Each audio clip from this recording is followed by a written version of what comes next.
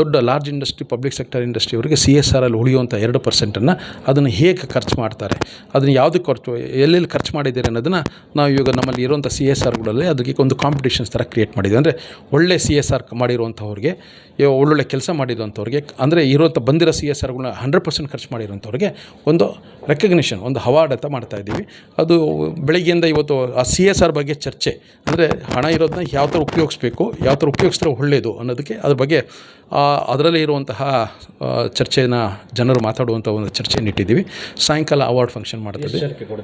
ಯಾವುದು 40 ಜನಕ್ಕೆ ಕೊಡ್ತೀವಿ, 40 ಜನಕ್ಕೆ ಅವಾರ್ಡ್ ಕೊಡ್ತಾ ಇದ್ದೀವಿ. ಅದರಲ್ಲಿ ಕರ್ನಾಟಕದಲ್ಲಿ ಮತ್ತು ಇದು ಇಂಡಿಯನ್ CSR ಅಂತ ಹಾಕಿದ್ದು, ಭಾಳಷ್ಟು ಜನ ಆಚೆಯಿಂದ ಬಂದಿದ್ದಾರೆ. ಒಳ್ಳೆ CSR ಮಾಡಿರುವಂಥವ್ರಿಗೆ ನಾವು ಇವತ್ತು ರೆಕಗ್ನಿಷನ್ ಅವಾರ್ಡ್ ಕೊಡ್ತೀವಿ. ಯಾವುದು ಅದು ಸ್ಕಿಲ್ ಡೆವಲಪ್ಮೆಂಟ್ ಸೆಂಟರ್ ಅಂತ ಮಾಡ್ತಾಯಿದ್ದೀವಿ ದಾವಸ್ಪೇಟೆಯಲ್ಲಿ.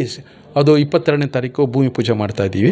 ಅದು artificial intelligence, drone technology, space technology, machine learning ಅಂತ ಈ 4 ಇದರಲ್ಲಿ ಅಲ್ಲಿ ಟ್ರೈನಿಂಗ್ ಕೊಡೋದು. ಅಂದರೆ ಇವಾಗಿನ ಮಕ್ಕಳು ಏನಾಗಿದೆ, ಇಂಜಿನಿಯರಿಂಗ್ ಹೋಗಿರ್ಬೋದು, ಡಿಪ್ಲೊಮಾ ಓದಿರ್ಬೋದು, ಅವ್ರಿಗೇನಾಗುತ್ತೆ ಡೈರೆಕ್ಟಾಗಿ ಕೆಲಸಕ್ಕೆ ಸೇರ್ಲಿಕ್ಕೆ ಯಾರು ಕೆಲಸ ಕೊಡೋದಿಲ್ಲ.